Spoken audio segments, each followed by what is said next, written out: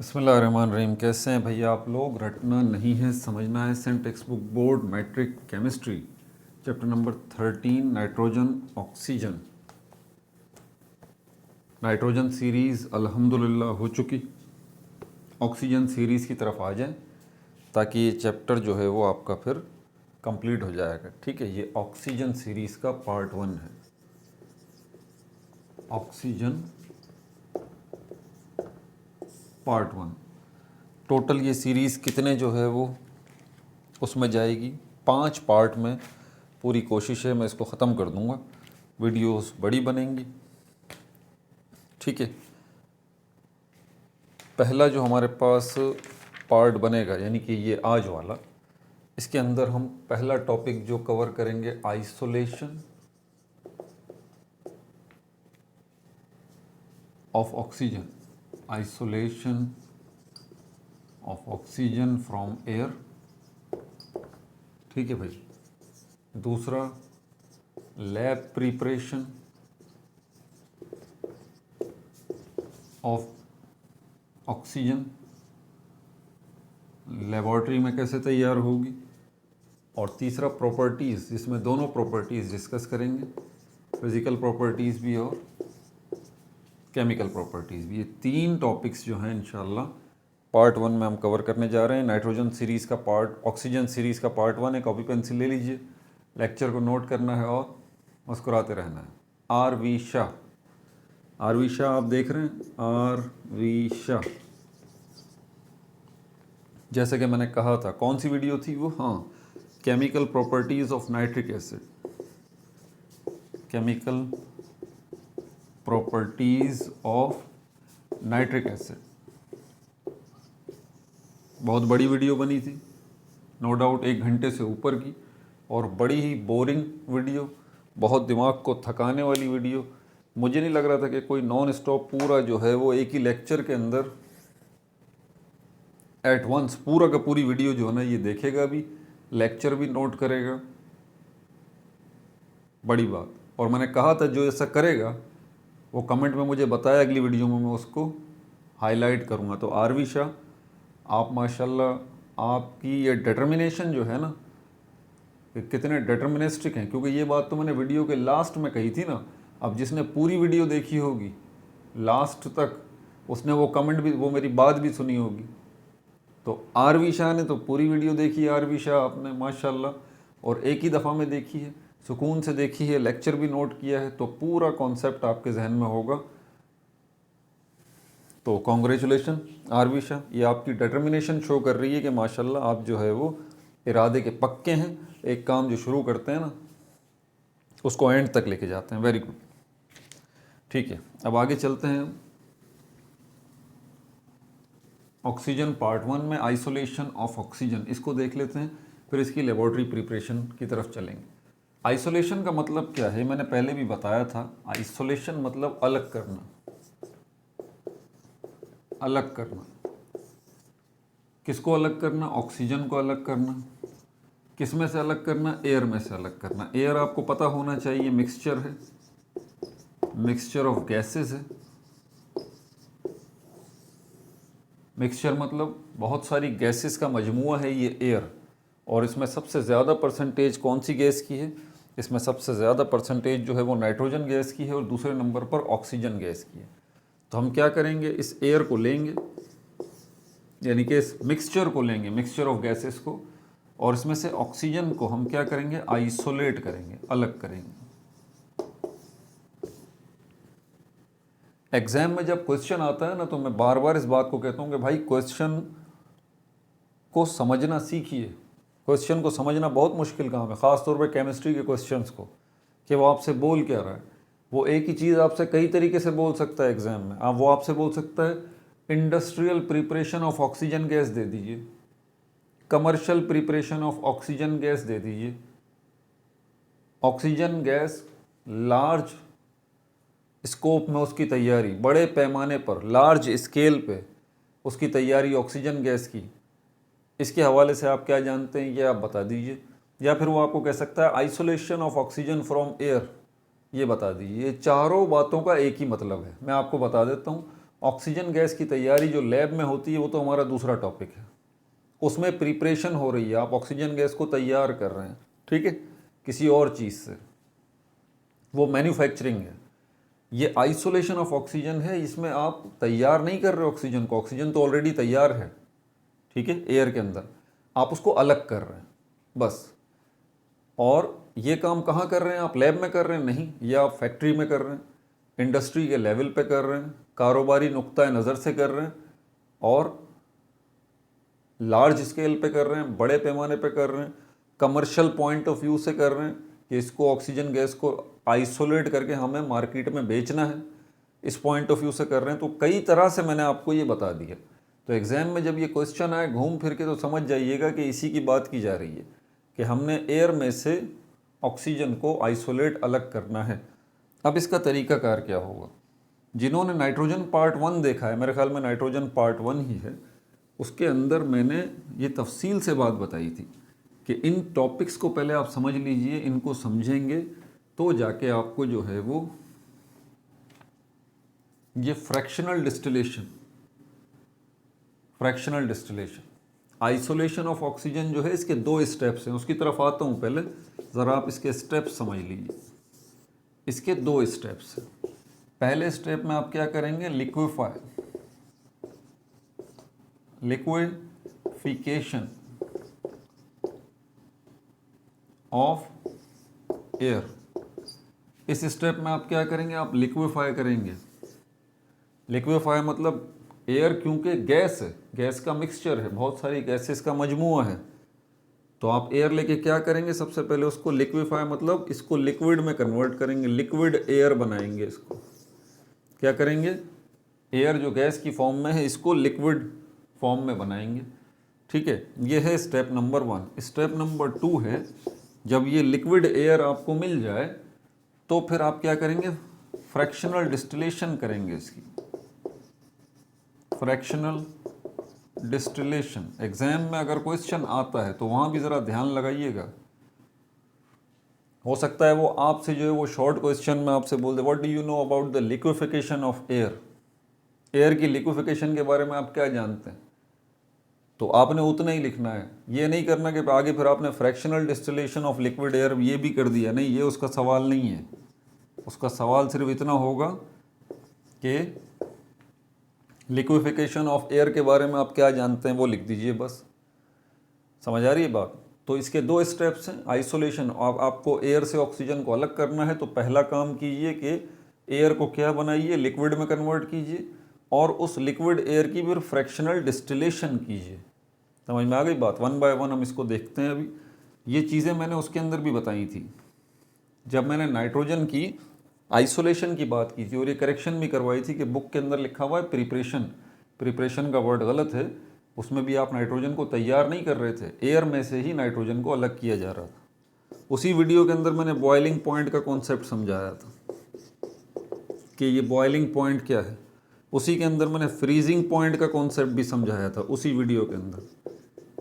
जो बच्चे साथ चल रहे हैं ना, सारी सीरीज़ ये देख रहे हैं, उनको तो पता है कि हाँ, जो नाइट्रोजन सीरीज़ सर ने बनाई है उसके अंदर शुरू में ही जो fractional distillation of nitrogen gas है उसमें मैंने ये बात बताई। तो बॉइलिंग पॉइंट, फ्रीजिंग पॉइंट मैंने इसको डिस्कस किया था। कंडेंसिंग पॉइंट ये क्या होता है मैंने इसको भी डिस्कस किया था। मेल्टिंग पॉइंट मैंने इसको भी डिस्कस किया था। देख रहे हैं आप? Melting point, boiling point, freezing point, condensing point, चारों पॉइंट्स को मैंने डिस्कस किया था कि ये पॉइंट क्या हैं। ये पॉइंट वो टेम्परेचर हैं जिनके ऊपर क्या करते हैं आप, मैटर की जो 3 स्टेट्स हैं, वैसे तो 5 हैं अभी तक की, लेकिन मैं सिर्फ 3 स्टेट्स का जिक्र करूँगा यहाँ पे। सॉलिड, लिक्विड और गैस। सॉलिड को लिक्विड में कन्वर्ट करना, फिर लिक्विड को गैस में कन्वर्ट करना, और गैस को फिर लिक्विड में कन्वर्ट करना, और लिक्विड को फिर सॉलिड में कन्वर्ट करना। मतलब इंटर कन्वर्जन जो आप सॉलिड से लिक्विड, लिक्विड से गैस, और फिर उल्टा चलें तो गैस से लिक्विड और लिक्विड से फिर सॉलिड। इसकी मिसाल मैंने दी थी, मैंने कहा था पानी लीजिए और पानी को आप क्या करें, पानी के साथ लिक्विड वाटर, ठीक है, पानी की बात कर रहा हूँ तो लिक्विड वाटर उसको लीजिए, उसके साथ आप दो काम कर सकते हैं, या तो आप उसको हीट देंगे तो वो लिक्विड वाटर किस में कन्वर्ट हो जाएगा, वो गैस में कन्वर्ट हो जाएगा, वाटर वेपर्स में, स्टीम में या भाप में। और अगर इसी लिक्विड वाटर को आप ठंडा करेंगे, डीप फ्रीज़र में रख देंगे, इसको ठंडक पहुंचाएंगे, इसका टेम्परेचर गिराएंगे, तो ये लिक्विड वाटर जो है क्या होगा, फाइनली ठंडा होते होते होते होते ये जम जाएगा, जिसको हम कहेंगे ये लिक्विड वाटर आइस बन गया। समझ आ रही है बात? पहले लिक्विड वाटर को क्या किया, वाटर वेपर्स में कन्वर्ट किया, स्टीम में कन्वर्ट किया, भाप में कन्वर्ट किया, किसकी मदद से, टेम्परेचर बढ़ा के। फिर इसी लिक्विड वाटर को टेम्परेचर घटा के, कम करके आपने क्या किया, आपने आइस में कन्वर्ट कर दिया। इससे मैंने आपको समझाया था कि freezing point, boiling point, melting point, condensing point क्या होता है। वो जो लिक्विड वाटर है, जब आपने उसको हीट दी तो एक टेम्परेचर ऐसा आया जिसके ऊपर क्या हुआ कि वो लिक्विड वाटर जो है वो स्टीम में कन्वर्ट होना शुरू हो गया, भाप में कन्वर्ट होना शुरू हो गया। वो टेम्परेचर जिस पर कोई लिक्विड जो है गैस में कन्वर्ट होना शुरू हो जाता है, उसको क्या कहते हैं, उसको बॉइलिंग पॉइंट कहते हैं, उसको बॉइलिंग पॉइंट कहते हैं। अब यहाँ पर ये बात ध्यान में रखिएगा कि हमारे पास है एयर जो कि किस फॉर्म में, ऑलरेडी गैस फॉर्म में है। तो जब लिक्विड वाटर वाली मिसाल आप जहन में रखें ना, तो ये बात जहन में रखिएगा कि वो लिक्विड वाटर की मिसाल दे के आपको समझा रहा हूँ। यहाँ पर एयर है जो कि गैस है, आप लिक्विड वाटर को हीट दे रहे हैं, वो किस में कन्वर्ट हो रहा है, स्टीम में। इसी स्टीम को अब आप ठंडा करना शुरू कर दीजिए। पहले हीट दे रहे थे, अब इसको ठंडा करना शुरू कीजिए। पहले टेम्परेचर बढ़ा रहे थे, अब टेम्परेचर घटाना शुरू कीजिए। पहले लिक्विड वाटर को चूल्हे पर रखा था, अब ये स्टीम जो मिली है इसको फ्रिज में रख दीजिए। तो क्या होगा, इस स्टीम का टेम्परेचर गिरेगा, इसको ठंडक मिलेगी, और ठंडक मिलते मिलते एक टेम्परेचर ऐसा आएगा जिस पर ये स्टीम जो है वो दोबारा लिक्विड वाटर में कन्वर्ट हो जाएगी, लिक्विड वाटर में कन्वर्ट हो जाएगी। समझ में आ रही है बात? तो ये जो स्टीम है ये गैस की शक्ल है। आपने स्टीम को ठंडा किया, मतलब आपने गैस को ठंडा किया, और फाइनली जब स्टीम जो है वो लिक्विड में कन्वर्ट हो गई, यानी कि लिक्विड वाटर में, तो कोई भी गैस है उसको ठंडा करने पर वो गैस भी किस में कन्वर्ट हो सकती है, लिक्विड में कन्वर्ट हो सकती है। आसान सी बात है। तो हमारी एयर जो है वो तो ऑलरेडी क्या है, गैस का मिक्सचर है ना, बहुत सारी गैसेस हैं। तो आप इसको क्या करेंगे, चूल्हे पर रखेंगे या फिर इसको फ्रिज में रखेंगे? भाई फ्रिज में रखेंगे, आसान सी बात है। डीप फ्रीज़र में रखेंगे जहाँ टेम्परेचर माइनस में होगा। तो इस एयर को लेने के बाद हम इसको इतना ठंडा करेंगे, इतना ठंडा करेंगे, इतना ठंडा करेंगे कि इसका टेम्परेचर 30 से 20 होगा, 10 होगा, 5 होगा, 0 होगा, -5 होगा, -10 होगा, -20, -50, -100, -150 और -200, फाइनली -200 डिग्री सेंटीग्रेड। इस पर यह काम होगा कि इस टेम्परेचर पर पहुंचने के बाद जो एयर है पूरी की पूरी किस में कन्वर्ट हो जाएगी, एयर जो कि गैस है किस में कन्वर्ट हो जाएगी, लिक्विड में कन्वर्ट हो जाएगी। बात समझ आ गई? तो isolation of oxygen from air का स्टेप नंबर 1 क्या है, लिक्विफिकेशन ऑफ एयर। एयर को लिक्विफाई करना। और अभी मैंने आपको बता दिया कि एयर को लिक्विफाई करने के लिए आपको क्या करना है, आपको जो है उसे ठंडा करना है, आपको उसे जो है वो ठंडा करना है। ठीक है भाई? तो ये थी आइसोलेशन ऑफ ऑक्सीजन। अच्छा, इसके अलावा एक चीज़ जो है वो हमारे पास और भी है, आइसोलेशन ऑफ ऑक्सीजन तो हमें करेंगे ही साथ साथ। ठीक है, ये तो मैंने आपको ओवरव्यू दे दिया। इसके अलावा इंट्रोडक्शन में हमेशा देता हूँ ऑक्सीजन गैस का, आपको थोड़ा सा पहले इंट्रोडक्शन भी दे दें। यहाँ तक ये बात समझ आ गई? ठीक है, फिर इसी टॉपिक पे दोबारा आते हैं। कोई चीज़ रह न जाए ना आपके बुक से, तो वो इंट्रोडक्शन वाला मामला भी देख लेते हैं। यहाँ पर रुकिएगा कि हमने इसको किस में कन्वर्ट कर दिया, हमने इस एयर को जो है वो लिक्विड में कन्वर्ट कर दिया। ठीक है भाई? अब इसको मिटा दूं।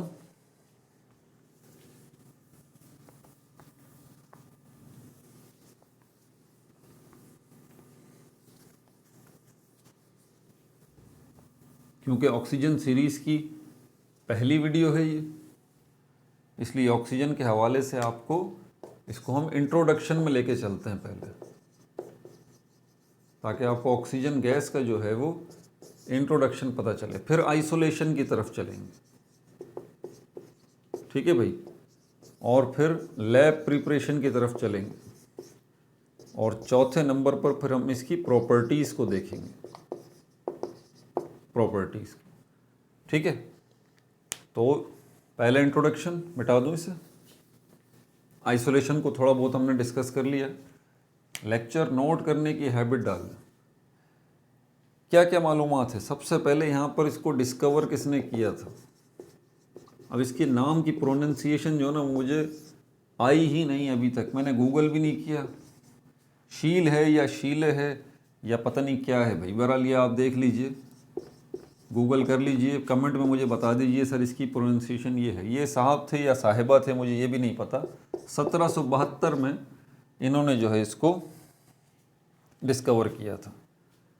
इसके अलावा दूसरा जो शख्स था वो प्रिस्ले था, प्रिस्ले। इसने 2 साल बाद इसको दोबारा इसने भी डिस्कवर किया था, 2 साल बाद 1774 में। लेकिन लिवोजियर तीसरा वो शख्स था, इसने काफ़ी वर्कआउट किया। डिस्कवर करने वाले तो ये 2 शख्स थे, लेकिन इसने इसके ऊपर काफ़ी काम किया। किसने? लिवोइजर ने, ठीक है।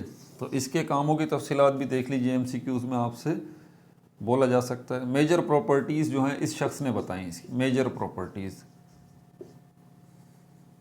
ऑक्सीजन गैस की मेजर प्रॉपर्टीज़ बताने वाला ये शख्स था। नोट्स में डाल लीजिए ये चीज़, ठीक है। अब वो मेजर प्रॉपर्टीज़ क्या है वो यहाँ पर मैं बता देता हूँ आपको। कंबस्शन रिएक्शन का इसने बताया सबसे पहले कि भाई साहब ये जो जितनी बर्निंग होती है ना हमारे इर्द गिर्द, बर्निंग का जो प्रोसेस होता है, कंबस्शन का जो प्रोसेस होता है, आग लगने का जो प्रोसेस होता है, वो किसकी मदद से होता है? वो ऑक्सीजन की मदद से होता है। ये गैस जो कि हमें नज़र नहीं आती, इसकी वजह से जो है ना ये कंबस्शन का प्रोसेस होता है। गैव नेम ऑक्सीजन गैस जो है,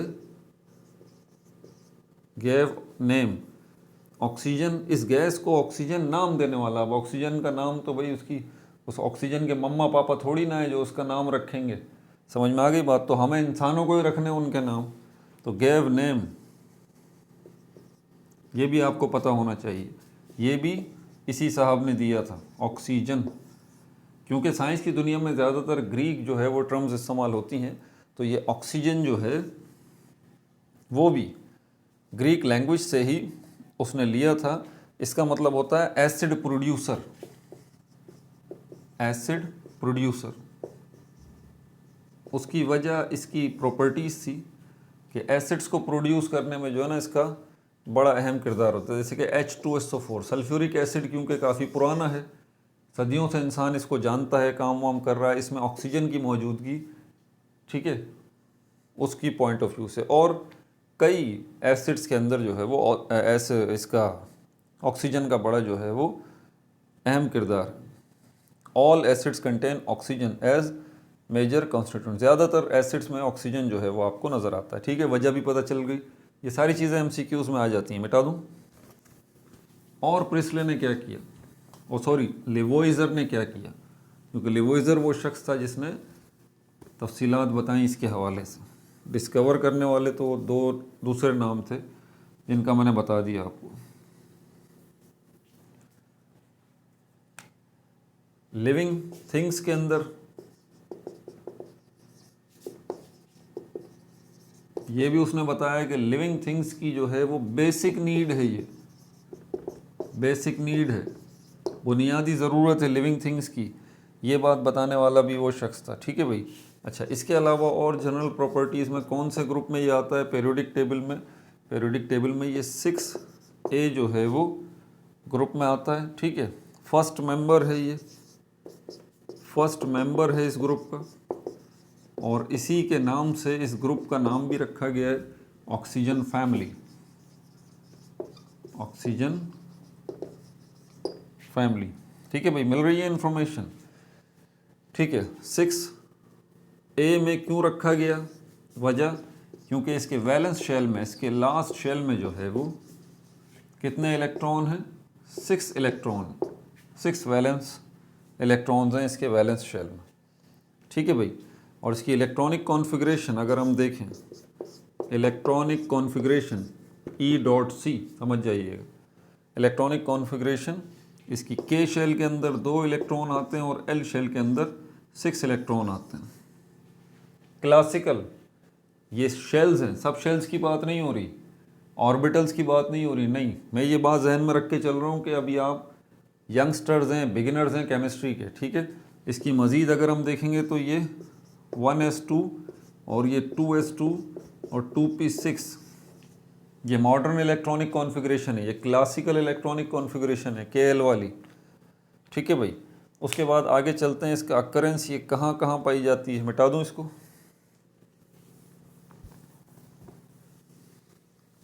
इंट्रोडक्शन हो गया, इंट्रोडक्शन के अंदर इसका अकरेंस ये कहाँ कहाँ पाई जाती है।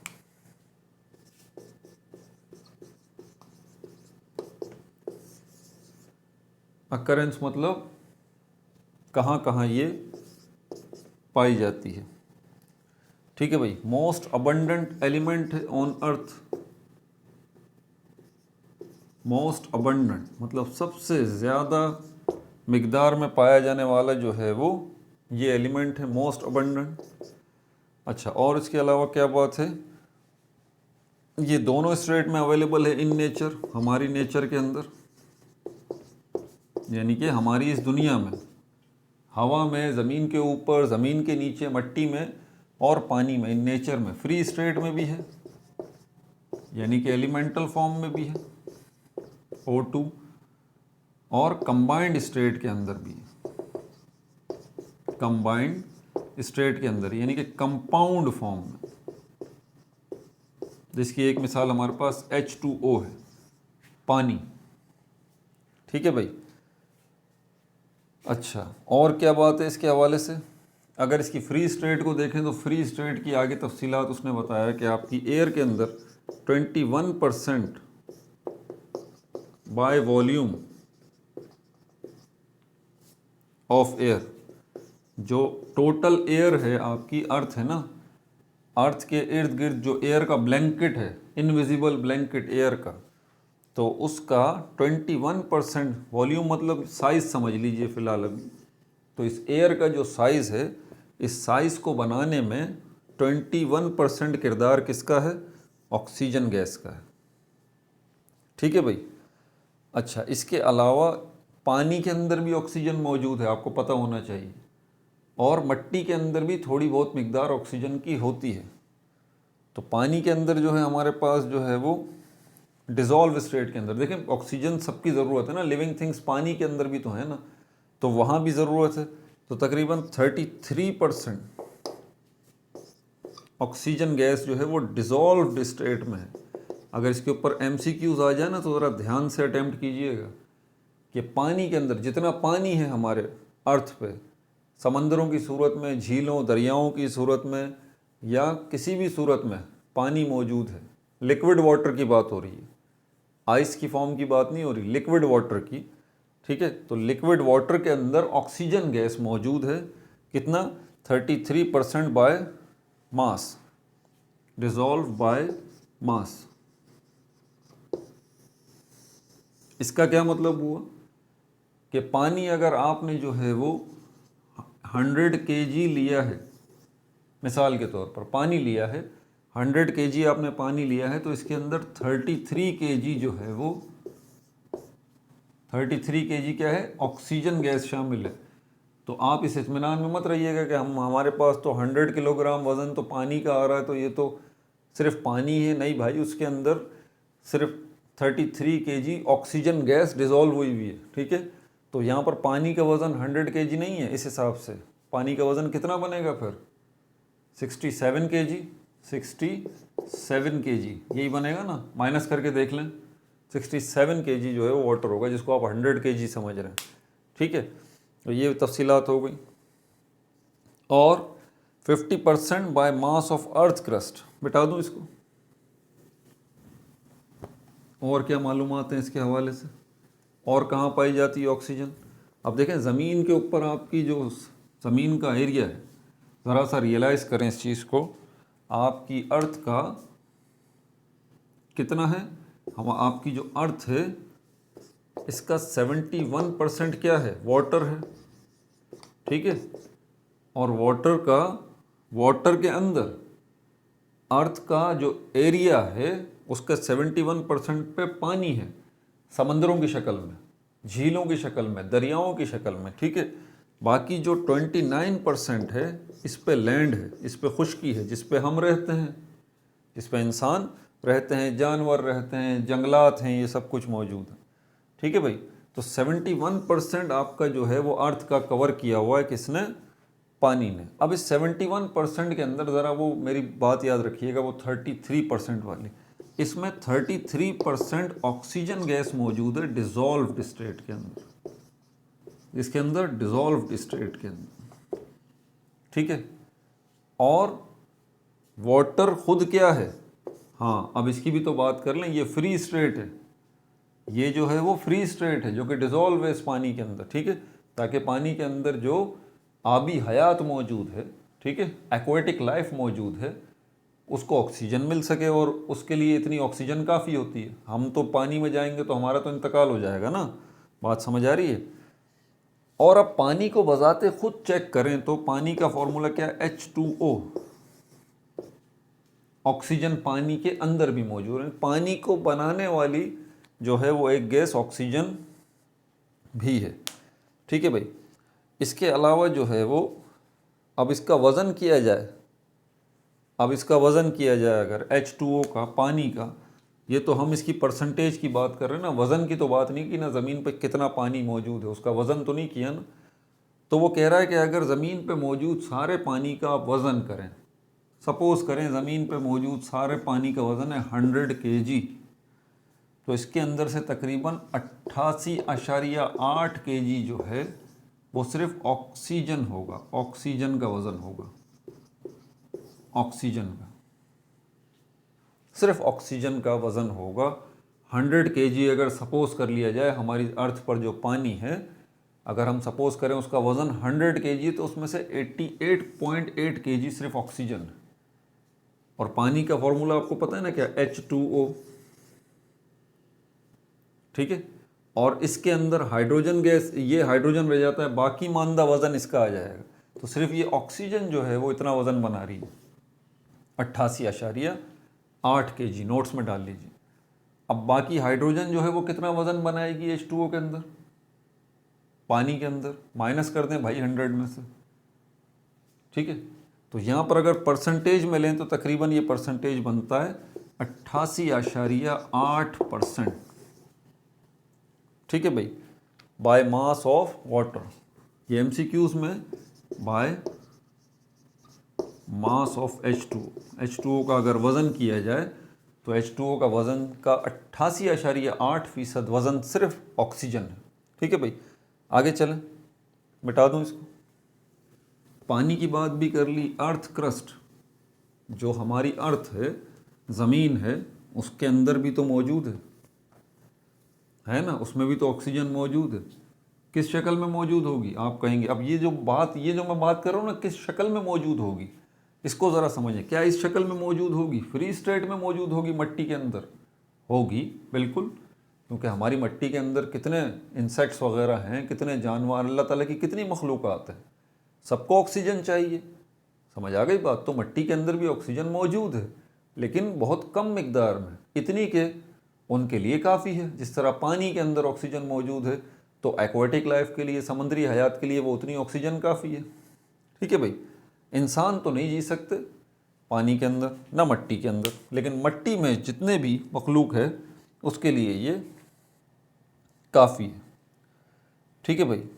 तो हमारे पास अगर अर्थ क्रस्ट अगर देखें, अर्थ क्रस्ट का वर्ड जब भी आता है ना, आप समझ जाइए कि ये हमारी अर्थ है और इसकी 3, 4, 5, 7 लेयर्स हैं। जो पहली लेयर है जिसका हमसे वास्ता पड़ता है, यहाँ ऊपर रहते हैं, और ये मट्टी वाली है, मट्टी, पत्थर, चट्टानें, ठीक है, ये सब इसको कहा जाता है अर्थ क्रस्ट। मट्टी, पत्थर, चट्टाने वगैरह सारे मिनरल्स जो ज़मीन से निकलते हैं खुदाई करके, कोयला निकलता है, तांबा, गोल्ड, ये सारी चीज़ें इसी से निकलती हैं, अर्थ क्रस्ट से। ठीक है भाई।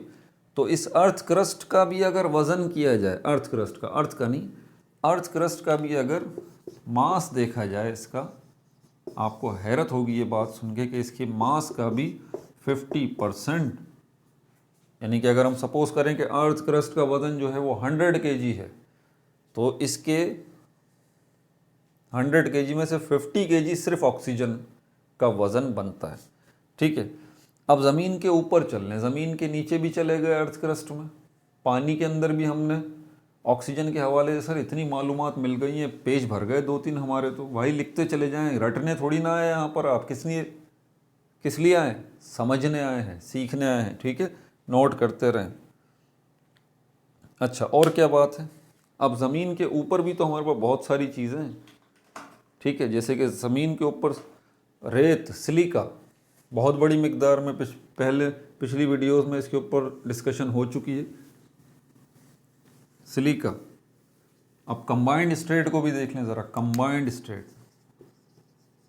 यानी कि कंपाउंड वाली, कंबाइंड स्टेट में ऑक्सीजन कहाँ कहाँ मौजूद है, इसको भी नोट्स में डाल लें। सिलिका, सिलिका की मैं पहले भी ये बात बताई कि सिलिका को लोग कहते हैं ये रेत है। वो भाई सिर्फ रेत नहीं है, सिलिका जो है वो ग्रुप का नाम है। बहुत सारी किस्मों के सिलिका हैं, जिसमें से एक किस्म जो है ये सैंड है, सैंड। ठीक है, इसको हम कहते हैं सिलिकॉन डाइऑक्साइड। तो इसकी शक्ल में जो है ये देखें, इसमें भी ऑक्सीजन मौजूद है। ठीक है भाई, सिलिका की शक्ल में। सिलिकेट्स की शक्ल में, सिलिकेट्स जिनको आप ये अ टाइप ऑफ मिनरल है, अ टाइप ऑफ मिनरल। इसके ऊपर मैं पहले वीडियो बना चुका हूँ कि मिनरल्स वगैरह क्या होते हैं, एलिमेंट क्या होते हैं, कंपाउंड मिक्सचर क्या होते हैं। इसके ऊपर हम डिस्कस कर चुके हैं पिछली वीडियोस में। अगर आपने देखना है तो फिर ये देख लीजिएगा आप, सिलिकेट्स के हवाले से वीडियो मौजूद है। ठीक है, कार्बोनेट्स, ये भी एक ग्रुप है, बहुत सारी किस्मों के कार्बोनेट हैं। मैग्नीशियम कार्बोनेट है, कैल्शियम कार्बोनेट है, सोडियम कार्बोनेट है। जितने भी कार्बोनेट्स हैं सब में आपको ऑक्सीजन मिलेगी। ठीक है भाई। ऑक्साइड्स, इसके ऊपर तो आगे बात होगी भी। ऑक्साइड्स की पूरी क्लासेस मौजूद हैं। 4 किस्मों के ऑक्साइड्स हैं, नॉर्मल ऑक्साइड्स हैं, पर ऑक्साइड्स हैं, सब ऑक्साइड्स हैं। ठीक है, तो बहुत सारे किस्मों के ऑक्साइड्स हैं। ऑक्साइड्स किनको कहा जाता है? ऑक्साइड्स उनको कहा जाता है जिनमें ऑक्सीजन लाजमी होगा, 2 एलिमेंट होंगे। जैसे कि H2O को ले लीजिए, इसमें 2 ही एलिमेंट हैं, हाइड्रोजन और ऑक्सीजन। तो ऑक्साइड्स वो कंपाउंड्स हैं जो 2 एलिमेंट्स पे मुश्तमिल हैं और उसमें से एक ऑक्सीजन मौजूद है, उनको ऑक्साइड्स कहा जाता है। ये बहुत सारी किस्मों के होते हैं, इनकी आगे वीडियो बनेगी पूरी, इसके ऊपर पार्ट है इसका। ठीक है, बस मेरे ख्याल में काफ़ी है। अब चलते हैं फ्रैक्शनल, अब उसकी तरफ चलते हैं हम, आइसोलेशन ऑफ ऑक्सीजन की तरफ। मिटा दूँ इसे?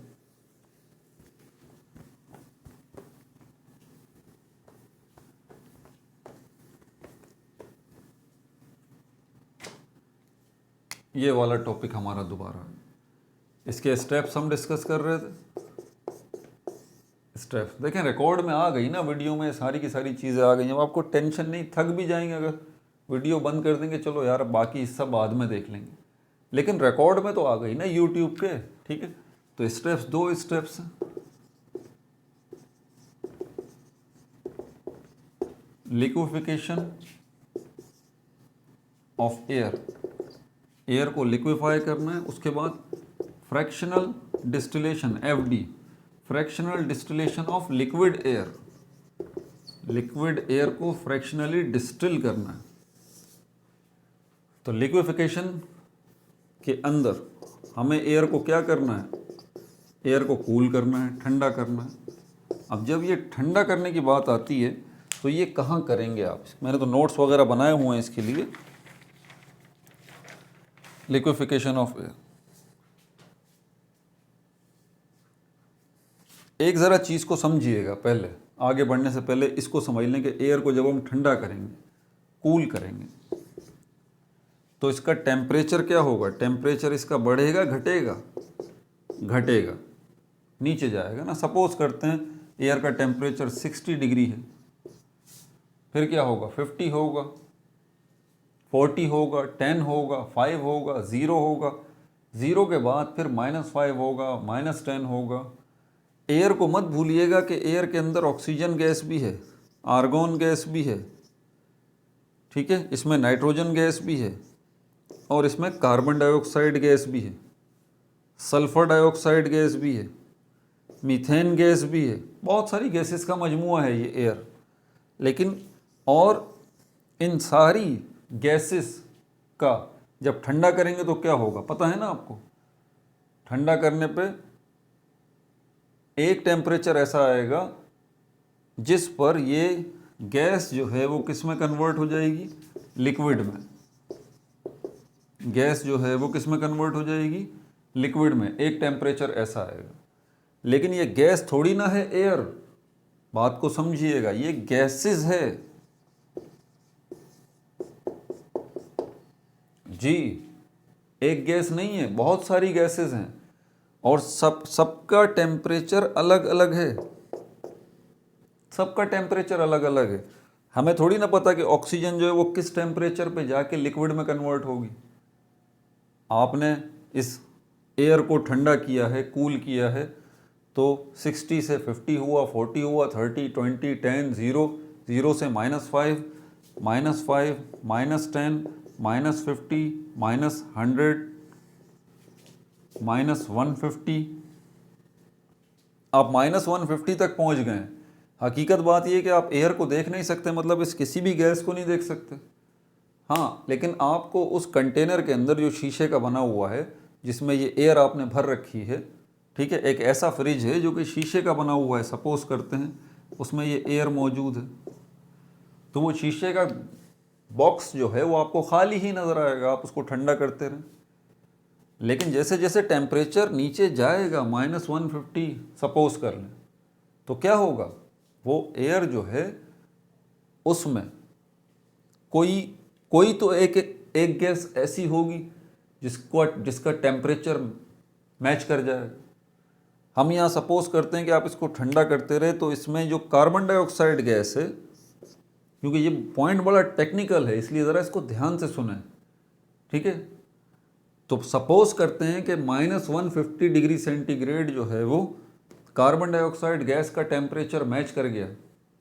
ये क्या है, ये इसका कंडेंसिंग पॉइंट।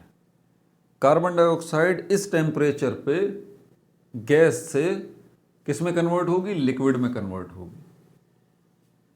समझ आ गई बात। इस टेम्परेचर पे ये सपोज्ड है, मुझे अभी याद नहीं है कि कार्बन डाइऑक्साइड का कौन सा पॉइंट है, इसको हम कहते हैं कंडेंसिंग पॉइंट। कंडेंसिंग पॉइंट, तो मुझे नहीं पता अभी कंडेंसिंग पॉइंट, वो पॉइंट जिसके ऊपर कोई गैस जो है वो लिक्विड में कन्वर्ट होती है। तो यहाँ पर ये सपोज किया है मैंने कि -150 डिग्री सेंटीग्रेड ये कार्बन डाइऑक्साइड का कंडेंसिंग पॉइंट है। तो क्या होगा, ये कार्बन डाइऑक्साइड कोई अकेली थोड़ी ना है, ये तो इस मिक्सचर में मौजूद है। जिस पूरे मिक्सचर को, इस पूरी एयर को आप ठंडा कर रहे हैं, तो उसी मिक्सचर के अंदर जो कार्बन डाइऑक्साइड मौजूद है, जब ये उस मिक्सचर का, उस एयर का टेम्परेचर -150 आया, तो कार्बन डाइऑक्साइड का कंडेंसिंग पॉइंट मैच कर गया। अब कार्बन डाइऑक्साइड क्या होगा इसके साथ, ये गैस से निकल के किस में कन्वर्ट होना शुरू हो जाएगी, लिक्विड में कन्वर्ट होना शुरू हो जाएगी। गैस से निकल के किस में कन्वर्ट होना शुरू हो जाएगी, लिक्विड में। आप यहीं पर इसको टेम्परेचर को रोक देंगे जब तक कि इस एयर में मौजूद जितनी कार्बन डाइऑक्साइड गैस है वो सब नीचे पानी बन के न गिर जाए। आप टेम्परेचर को आगे नहीं बढ़ने देंगे, ठीक है। अब एक सवाल का जवाब दीजिए, गैस को जब आप ठंडा कर रहे हैं तो वो लिक्विड में कन्वर्ट हो रही है। जैसे यहाँ कार्बन डाइऑक्साइड गैस को आप ठंडा करते रहे, -150 पे जाके ये गैस से लिक्विड में कन्वर्ट हो गई। वाटर वेपर्स की मैंने मिसाल दी थी, वाटर वेपर्स, स्टीम, भाप, वो क्या है, वो भी गैस की एक शक्ल है ना। वो कब मिली थी आपको, जब आपने वाटर को बॉयल किया था ना। और जब वो वाटर वेपर्स, वो स्टीम, वो भाप आपको मिल गई, आपने उसको लिक्विड में कन्वर्ट करने के लिए क्या किया, ठंडा किया, आपने उसको ठंडा किया।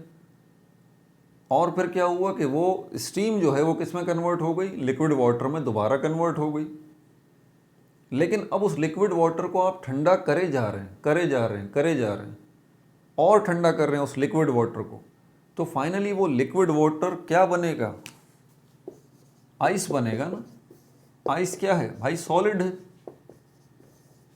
आइस क्या है, आइस सॉलिड है। ज़रा इस बात को समझिएगा कि जब स्टीम को आप ठंडा कर रहे हैं वो लिक्विड वाटर में कन्वर्ट हुई, लिक्विड वाटर को आप ठंडा किए जा रहे हैं, और तो वो लिक्विड वाटर किस में कन्वर्ट हो गया, सॉलिड वाटर में, जिसको आप आइस कह रहे हैं। तो ज़रा सोचिए यहाँ पर कि कार्बन डाइऑक्साइड जो गैस है, आपने उसको ठंडा किया, ये टेम्परेचर मिला, कार्बन डाइऑक्साइड लिक्विड में कन्वर्ट होकर इस डब्बे में नीचे गिरना शुरू हो गई।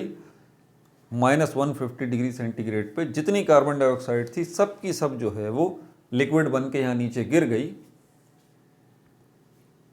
अब आप क्या करेंगे, जब आप ये बात नोट करेंगे कि अब मज़ीद कोई लिक्विड इस एयर में से यहाँ नीचे नहीं गिर रहा, आप टेम्परेचर को और नीचे लेके जाएंगे। माइनस में ले जाने का मतलब माइनस को बढ़ाना, ठीक है। तो आप -160 पे लेके जाएंगे, -170 पे लेके जाएंगे। यही होगा ना, जब टेम्परेचर घटाएंगे तो ये नंबर बढ़ेंगे माइनस वाले। -150 से -160, -170। सपोज करते हैं कि -170 वो टेम्परेचर है जिस पर ये कार्बन डाइऑक्साइड लिक्विड से सॉलिड में कन्वर्ट हो जाएगी। क्या कहा मैंने, -170 डिग्री सेंटीग्रेड वो टेम्परेचर है जिसके ऊपर ये जो कार्बन डाइऑक्साइड लिक्विड बन चुकी है वो किस में कन्वर्ट हो जाएगी, वो सॉलिड में कन्वर्ट हो जाएगी। तो हम ये कह सकते हैं कि -170 जो है वो कार्बन डाइऑक्साइड का सपोज्ड वैल्यू है मेरी, कि ये इसका फ्रीजिंग पॉइंट है। क्या है ये, फ्रीजिंग पॉइंट है। याद आया, मैंने पानी की मिसाल देके समझाया था कि पानी का फ्रीजिंग पॉइंट 0 डिग्री सेंटीग्रेड है, जिसपे पानी लिक्विड वाटर से आइस वाटर में कन्वर्ट हो जाता है। तो लिक्विड कार्बन डाइऑक्साइड का फ्रीजिंग पॉइंट क्या है, -170 डिग्री सेंटीग्रेड। ये टेम्परेचर जब आया तो आपने दोबारा टेम्परेचर को रोक दिया, बोला रोक दो भाई टेम्परेचर ज़रा 1 मिनट। अब आप क्या चाह रहे हैं कि इस टेम्परेचर के ऊपर जितनी कार्बन डाइऑक्साइड जो ये लिक्विड है ये किस में कन्वर्ट हो जाएगी, यहाँ पर सॉलिड में कन्वर्ट हो जाएगी। जी जनाब, आपने उस कार्बन डाइऑक्साइड गैस को जो कि गैस में थी, आपने उसको पहले लिक्विड में कन्वर्ट किया -150 पे लाके, और -170 पे लाके आपने उस कार्बन डाइऑक्साइड लिक्विड को कार्बन डाइऑक्साइड सॉलिड में कन्वर्ट कर दिया, वो नीचे मौजूद है। क्लियर है यहाँ तक बात। तो ये कार्बन डाइऑक्साइड का मामला ख़त्म, ये तो सॉलिड में कन्वर्ट होकर नीचे पड़ी हुई है थोड़ी थोड़ी सी पाउडर की शक्ल में। ऑक्सीजन गैस को कुछ नहीं हुआ, ऑक्सीजन खड़ी हुई है अपनी गैस की फॉर्म में है। आर्गॉन गैस को कुछ नहीं हुआ, वो किस फॉर्म में है, वो अभी भी गैस की फॉर्म में है। नाइट्रोजन गैस को कुछ नहीं हुआ, वो अब भी गैस की ही फॉर्म में है। आप बोलते हैं कोई टेंशन नहीं, इनको अभी गैस की फॉर्म में ही रहने दो। ये तो इनको तो अभी हम डिस्कस कर नहीं रहे, सल्फर डाइऑक्साइड और मीथेन को सपोज करते हैं कि ये हैं ही नहीं एयर में, ठीक है, क्योंकि ये वैसे भी बहुत कम मिकदार में होती। आपने और ठंडा करना शुरू किया, -170 से आप ऊपर लेके गए, -180, -190, और सपोज करते हैं -200 डिग्री सेंटीग्रेड पे सारी की सारी ये जो एयर थी। अब याद रहे मैं पूरी एयर की बात कर रहा हूँ। पूरी एयर का मतलब इसमें जो ऑक्सीजन गैस है वो भी लिक्विड में कन्वर्ट होकर नीचे पड़ी हुई है, इसमें जो आर्गॉन गैस है वो भी लिक्विड में कन्वर्ट होकर नीचे पड़ी हुई है, और इसमें जो नाइट्रोजन गैस है वो भी लिक्विड में कन्वर्ट होकर नीचे पड़ी हुई है। यानी कि -200 डिग्री सेंटीग्रेड वो टेम्परेचर है जिस पर तीनों बाकी मानदा गैसेस गैस से लिक्विड में कन्वर्ट होकर यहाँ पर पड़ी हुई होंगी। मतलब अब इस बॉक्स के अंदर दो चीज़ें आपको नज़र आएंगी, एक तो नीचे सॉलिड कार्बन डाइऑक्साइड पाउडर की शक्ल में, दूसरा उसके ऊपर ये लिक्विड जो है वो पड़ा हुआ नज़र आएगा आपको। ये लिक्विड क्या है, ये लिक्विड असल में लिक्विड मिक्सचर है। क्या है ये, लिक्विड मिक्सचर है। लेकिन लिक्विड मिक्सचर किसका? इन तीनों का। ये लिक्विड मिक्सचर जो है इसमें ऑक्सीजन गैस, आर्गोन गैस और नाइट्रोजन गैस लिक्विड में कन्वर्ट होकर मिक्स हो चुकी हैं, इसलिए ये लिक्विड मिक्सचर। यहाँ तक बात क्लियर है? और इस डब्बे का टेम्परेचर अभी क्या है? -200 डिग्री सेंटीग्रेड। क्लियर है ये बात? ठीक है। क्योंकि वो आइस वाली मिसाल से, इसको मिटा दूं, आइस वाली मिसाल से मैं आपको दूर नहीं लेके जाना चाहता। समझ आ गई बात? वो जो लिक्विड वाटर है, लिक्विड वाटर है, मैं इससे आपको दूर नहीं लेके जाना चाहता। लिक्विड वाटर है, आपने इसको हीट किया, ये स्टीम में कन्वर्ट हुआ, आपने स्टीम को क्या किया? कूल किया, ठंडा किया, ये स्टीम दोबारा लिक्विड वाटर में कन्वर्ट हो गई, और इसको लिक्विड वाटर को और आप कूल करते रहे तो ये सॉलिड वाटर में कन्वर्ट हुई, जिसको हम आइस कह रहे हैं। ये मिसाल जो है ना, ये मिसाल जो बार बार मैं रिपीट कर रहा हूँ, मकसद ही ये है कि आप इस मिसाल से हटें ना, कि पहले लिक्विड वाटर है, फिर स्टीम वाटर है, और उसके बाद सॉलिड वाटर है। इससे आप हटें नहीं। अगर इससे हट गए ना आप, तो फिर ये सिनेरियो आप इसमें गुम हो जाएंगे। तो बहरहाल हमारे पास ये एयर जो है, इसकी क्या पोजीशन है इस वक्त, कि यहाँ पर इस डब्बे के अंदर मिक्सचर मौजूद है। अब वो जो शुरू में कार्बन डाइऑक्साइड गैस बनी थी, याद है आपको? किसमें? -170 डिग्री सेंटीग्रेड के ऊपर कार्बन डाइऑक्साइड सॉलिड में कन्वर्ट हो गई थी, थोड़ी होती है। तो वो अब ये मिक्सचर जो बना हुआ है, और -200 डिग्री सेंटीग्रेड तक बाकी ऑक्सीजन गैस और आर्गॉन गैस, और कौन सी थी हमारे पास तीसरी गैस? ऑक्सीजन हो गई, आर्गॉन हो गई, और नाइट्रोजन गैस। ये तीनों भी लिक्विड बन के यहाँ पर पड़ी हुई है। यानी कि इस जगह पर अभी सॉलिड कार्बन डाइऑक्साइड और लिक्विड एयर जो है वो मिक्स हुई हुई नीचे पड़ी हुई है। ठीक है भाई, यहाँ तक बात हो गई। -200 डिग्री सेंटीग्रेड।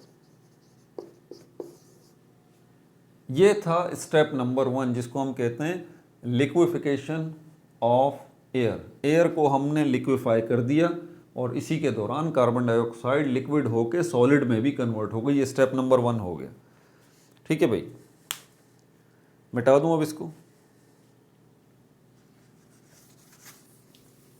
ये स्टेप आपने आप अचीव कैसे किया, ज़रा आप इसको भी समझ लीजिएगा। ये डब्बे के अंदर तो हमारे पास आ चुकी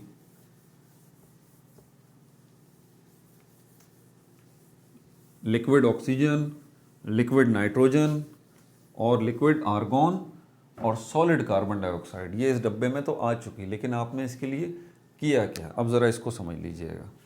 ठीक है, आपने एयर को पहले कंप्रेस किया। ठीक है, किसके अंदर कंप्रेस किया? ये एक बॉक्स है, इसका नाम है कंप्रेसर। कंप्रेसर, यहाँ पर एयर जो है वो क्या हुई? कंप्रेस हो गई। ये कंप्रेस्ड एयर जो है वो दूसरे बॉक्स में जाएगी। ठीक है, ये कहलाता है refrigeration unit. Refrigeration unit. Air को पहले कंप्रेस किया, रेफ्रिजरेशन यूनिट में ये एयर आ गई। ये जो एयर है ये कंप्रेस्ड एयर है। ठीक है भाई, ये कौन सी एयर है? ये कंप्रेस्ड एयर है। यहाँ से ये तीसरे डब्बे में जाएगी अब। ठीक है, ये कौन सा है? यहाँ पर क्या लगा हुआ है? यहाँ पर नोजल लगा हुआ है। नोजल ये क्या करेगा? एक्सपेंड करेगा गैस को। ये क्या करेगा? एक्सपेंड करेगा। एक्सपेंड करने से ये जो कंप्रेस्ड एयर यहाँ से निकली है रेफ्रिजरेशन यूनिट से, ठंडी होके नोजल में आने के बाद कि नोजल क्या करेगा? इसको एक्सपेंड करेगा। ये मोर कूल हो जाएगी, मोर कूल, मज़ीद ठंडी हो जाएगी। ठीक है, कहाँ पर? इस जगह पर जहाँ ये नोजल लगा हुआ। तो क्या है स्टेप नंबर 1? एयर कंप्रेसर में आई, कंप्रेस हुई। एयर कंप्रेस होने के बाद अगले रेफ्रिजरेशन यूनिट में आई। ये कंप्रेस्ड एयर यहाँ पर क्या हुई? कूल हुई और उसके बाद तीसरे बॉक्स में ये एयर चली गई कंप्रेस्ड एयर। यहाँ पे क्या लगा हुआ है, नोजल लगा हुआ है, वो क्या करेगा, इसको एक्सपेंड करेगा। कंप्रेसर इसको कंप्रेस करेगा, नोजल इसको एक्सपेंड करेगा। ठीक है, जब ये काम हो जाएगा, एक्सपेंड होने से क्या होगा, ये मोर कूल हो जाएगी और कूल हो जाएगी। देखें, एयर को जो है ठंडा करना और -200 डिग्री सेंटीग्रेड पे लेके जाना इतना कोई आसान काम नहीं है। समझ में आ गई बात, ये बहुत मुश्किल काम है। तो ये 3 स्टेप बार बार रिपीट होंगे। एयर कंप्रेस होगी, रेफ्रिजरेशन यूनिट में आएगी कंप्रेस्ड होके, उसके बाद फिर नोजल में आएगी, यहाँ पर एक्सपेंड होगी, यहाँ पर क्या होगी, एक्सपेंड। एक्सपेंड होने से ये मज़ीद ठंडी होगी, दोबारा ये यहाँ जाएगी रेफ्रिजरेशन यूनिट में, यहाँ पर क्या होगी, ठंडी होगी, मज़ीद फिर यहाँ दोबारा आएगी कंप्रेसर में, फिर दोबारा ये कंप्रेस और होगी, उसके बाद दोबारा ये इसके अंदर आएगी रेफ्रिजरेशन यूनिट में, ठंडी होगी, और फिर दोबारा इसमें आएगी, नोजल जो है इसको दोबारा एक्सपेंड करेगा। मतलब expansion compression, expansion compression, expansion compression, ये प्रोसेस होता रहेगा होता रहेगा होता रहेगा इस एयर के साथ। और ये इससे इतनी ठंडी हो जाएगी, इतनी ठंडी हो जाएगी कि फाइनली इसका टेम्परेचर जो है -200 डिग्री सेंटीग्रेड तक पहुंच जाएगा। और ये किस में कन्वर्ट हो जाएगी, एयर सॉलिड कार्बन डाइऑक्साइड में, और liquid nitrogen gas, liquid oxygen gas और लिक्विड आर्गॉन गैस में जो है वो कन्वर्ट हो जाएगी। ठीक है भाई, अगला स्टेप आप क्या करेंगे, स्टेप 2। स्टेप 1 में ये सारे काम हो गए। स्टेप 2 में आप क्या करेंगे, इसमें से कार्बन डाइऑक्साइड गैस जो सॉलिड फॉर्म में थोड़ी सी, उसको निकालना है आपने। Remove carbon dioxide, remove solid carbon dioxide, solid carbon dioxide, ये अगला स्टेप। इस सारे प्रोसेस के अंदर आपको क्या मिली, लिक्विड एयर मिली। अब आप क्या करेंगे, इस लिक्विड एयर में से क्या करेंगे, रिमूव सॉलिड कार्बन डाइऑक्साइड। इसके लिए आप इसको एक और बॉक्स में लेके आएंगे, ये फिल्टर कहलाता है। ये क्या कहलाता है, फिल्टर। ये क्या करेगा, इस लिक्विड एयर को क्या करेगा, फिल्टर करेगा, इसको छान लेगा। तो इसमें से जितनी सॉलिड कार्बन डाइऑक्साइड होगी वो एक साइड पर रह जाएगी, और जो लिक्विड एयर है वो आगे चली जाएगी। ठीक है भाई, तो ये दूसरा जो है वो हमारे पास removal of carbon dioxide from air, ये मामला भी हो गया। ठीक है भाई, आगे चलते हैं। अब इसके अंदर क्या है, जब ये हो जाएगा तो अब ये लिक्विड एयर जो है वो बिल्कुल तैयार है कि अब हम स्टेप नंबर 2 इसके ऊपर कर लें, फ्रैक्शनल डिस्टिलेशन इसकी हम कर लें।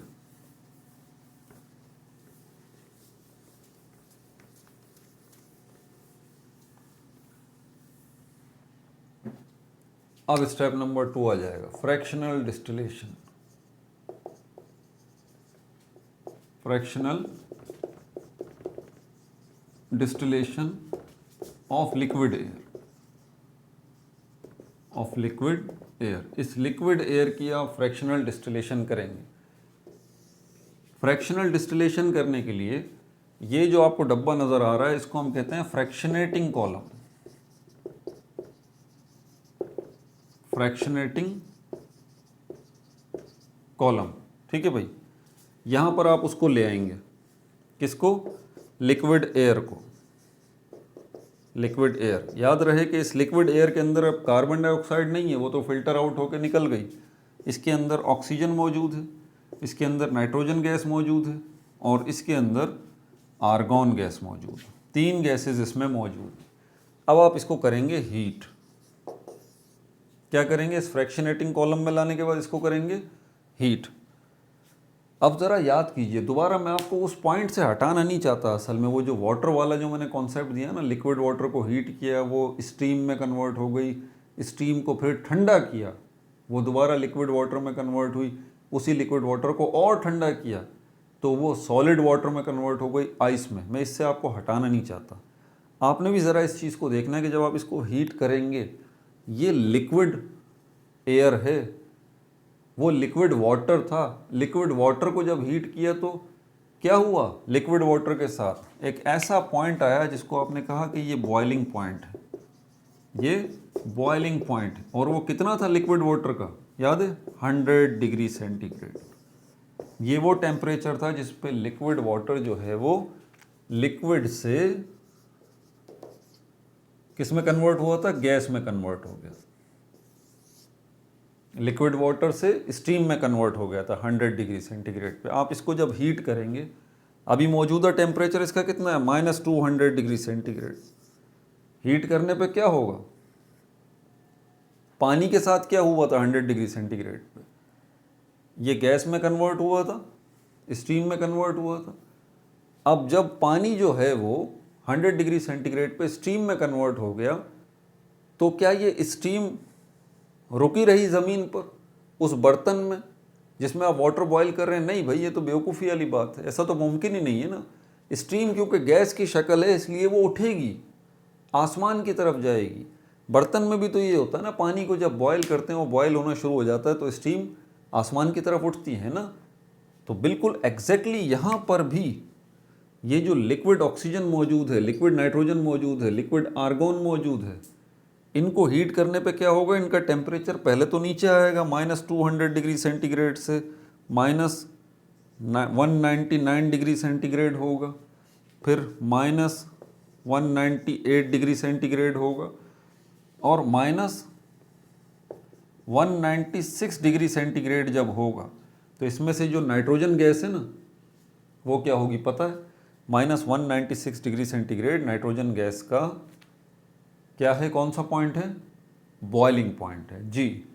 -196 डिग्री सेंटीग्रेड नाइट्रोजन गैस का बॉइलिंग पॉइंट है। उसके बाद जब ये टेम्परेचर होगा, ये जो लिक्विड नाइट्रोजन है, लिक्विड नाइट्रोजन ये गैस में कन्वर्ट होकर क्या होगी, यहाँ आएगी, हवा में उठेगी। यहाँ पर आपने एक होल बना रखा है, ठीक है। ये नाइट्रोजन गैस यहाँ से गैस की फॉर्म में आके यहाँ से निकल जाएगी, यहाँ साइड में से सारी नाइट्रोजन गैस चली जाएगी। इसी टेम्परेचर पे आप फिक्स कर देंगे तो इस लिक्विड के अंदर जितनी नाइट्रोजन गैस है वो वेपर्स में कन्वर्ट होकर, गैस में कन्वर्ट होकर यहाँ से निकल जाएगी इस फ्रैक्शनेटिंग कॉलम में।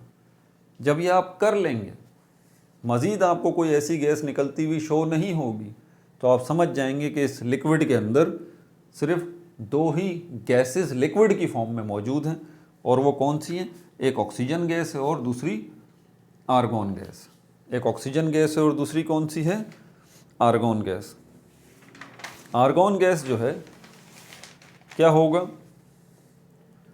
टेम्परेचर, अब आप इसको और जो है वो क्या करेंगे, हीट करेंगे, तो और हीट करने पर -195 होगा और टेम्परेचर नीचे जाएगा, -195 डिग्री सेंटीग्रेड, -190 डिग्री सेंटीग्रेड और -185.7 डिग्री सेंटीग्रेड। जैसे ही ये टेम्परेचर अचीव होगा इस लिक्विड को, -185.7 डिग्री सेंटीग्रेड, इसमें जो आर्गॉन गैस है वो भी यहाँ से वेपर की फॉर्म में निकलना शुरू हो जाएगी। ये आर्गॉन गैस निकलना शुरू हो जाएगी, उसके लिए भी एक और कॉलम बना रखा है यहाँ पर, ठीक है। और ये आर्गॉन गैस वेपर्स की शक्ल में यहाँ से सारी इस फ्रैक्शनेटिंग कॉलम से बाहर आ जाएगी। ठीक हो गया भाई। और आप -185.7 डिग्री सेंटीग्रेड पे टेम्परेचर को रोक देंगे। अब क्या होगा, जब इस टेम्परेचर पे सारी आर्गॉन निकल जाएगी तो भाई पीछे बचा क्या है, कॉमन सेंस की बात है यार। आपने कार्बन डाइऑक्साइड को पहले सॉलिड करके फिल्टर आउट कर दिया, उसके बाद नाइट्रोजन गैस को -196 डिग्री सेंटीग्रेड पे वेपर बन के निकल गई नाइट्रोजन गैस, -185.7 डिग्री सेंटीग्रेड पर क्या निकल गई, आर्गॉन गैस भी वेपर बन के इसमें से निकल गई, इस लिक्विड में से। अब जो पीछे लिक्विड बच रहा है वो 100% प्योर ऑक्सीजन गैस है, लेकिन किस फॉर्म में, लिक्विड की फॉर्म में। आपने इसको वेपर में कन्वर्ट करना है, इस लिक्विड ऑक्सीजन गैस को, और इसके वेपर्स को कलेक्ट कर लेना है साइड में, बस आपका इतना काम है। और इसको लिक्विड से वेपर्स में कन्वर्ट करने के लिए क्या करेंगे, मज़ीद हीट करेंगे। कितना हीट करेंगे इसको, आगे टेम्परेचर और लेके जाएंगे, -185 से होगा -184 और -183 डिग्री सेंटीग्रेड जैसे ही अचीव होगा, ये लिक्विड ऑक्सीजन जो है ये वेपर्स की शक्ल में निकलना शुरू हो जाएगी बाहर, वेपर्स की शक्ल में निकलना शुरू हो जाएगी, बाहर चली जाएगी। और इस तरह सारी जो है वो आपको ऑक्सीजन लिक्विड से वेपर्स की फॉर्म में मिल जाएगी। आप उन वेपर्स को कलेक्ट कर लीजिए, यानी कि आपको प्योर ऑक्सीजन गैस जो है इस तरह से अपनी नेचुरल फॉर्म में, गैशियस फॉर्म में, ऑक्सीजन गैस की फॉर्म में होती है ना, तो इस तरह आपको इस टेम्परेचर पे गैस की फॉर्म में सारी जो है वो आपको ऑक्सीजन गैस मिल जाएगी। इस तरह आपने क्या किया, आपने जो है वो मिक्सचर में से, एयर जो कि एक मिक्सचर है, इस मिक्सचर में से किस तरीके से आपने आइसोलेट किया, अलग किया, किसको, ऑक्सीजन गैस को। ठीक है भाई। हाँ, मेरे ख्याल में वीडियो काफ़ी तवील हो चुकी। हम अब ऐसा करेंगे, लेबॉर्ट्री प्रिपरेशन 1 घंटे की वीडियो हो चुकी है, लेबॉर्ट्री प्रिपरेशन ऑक्सीजन गैस की और केमिकल प्रॉपर्टीज़ और फिज़िकल प्रॉपर्टीज़ ऑक्सीजन गैस की, इसको हम अगले पार्ट में रखते हैं। अपना बहुत ज़्यादा ख्याल रखिएगा, मेहनत कीजिए। जो अभी तक इस वीडियो को एंड भी देख रहे हैं, फिर नसीहत कर रहा हूँ, मेहनत करें, मेहनत करेंगे तो आगे जाएंगे। एक दफ़ा ये वीडियो समझ में नहीं आ रही तो एक दफ़ा और देखें। अपना बहुत ज़्यादा ख्याल रखिएगा। No like, no subscribe, only share.